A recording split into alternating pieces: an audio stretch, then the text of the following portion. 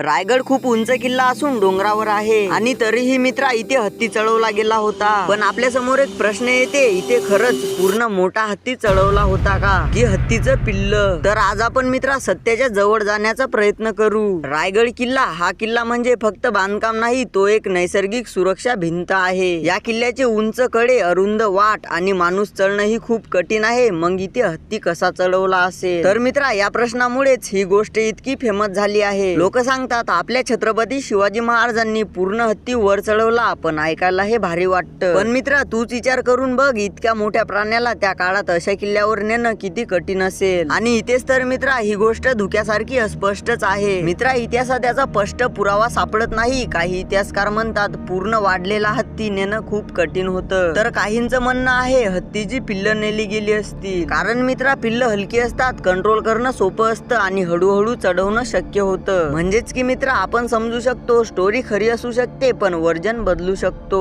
आता मित्रा कल्पना कर, झिगझॅग रस्ता तयार केला असेल, दोर वापरले असतील, लोकांनी सपोर्ट केला असेल, हत्ती किंवा पिल्ल हळूहळू वर चढवले गेले असतील, मंदामध्ये विश्रांती घेऊन आणि कंट्रोल नियंत्रित ठेवून। आणि यासाठी सर्वात महत्वाचं म्हणजेच मित्रा लागलेली प्लॅनिंग। कारण हे काम ताकदीने नाही तर बुद्धीने झालं असणार। तर मित्रा तुला सांगायचं म्हणजेच की ही गोष्ट खरी असो किंवा थोडी बदललेली असो, एक गोष्ट तर नक्कीच आहे, आणि ती गोष्ट म्हणजेच मित्रा आपल्या छत्रपती शिवाजी महाराजांची प्लॅनिंग अशक्य गोष्ट शक्य करू शकते। आणि म्हणूनच तर मित्रा आपले छत्रपती शिवाजी महाराज फक्त योद्धा नव्हते, तर ते मास्टर स्ट्रॅटेजिस्ट होते। मित्रा कधी कधी इतिहासात काही गोष्ट पूर्ण क्लिअर नसतात, पण त्या मागचा विचार आपल्याला खूप काही शिकवतो। जसं की चॅलेंज किती मोठा असो, सोल्युशन सापडते। आणि मित्रा जाता जाता कमेंट मध्ये नक्की सांग की तुला काय वाटतं, आपल्या महाराजांनी हत्ती चढवला असेल की हत्तीची पिल्ल? आणि तुला असाच आपल्या छत्रपती शिवाजी महाराजांचा खरा आणि धक्कादायक इतिहास ऐकायचा असेल तर आपल्या चॅनलला नक्की सबस्क्राईब कर।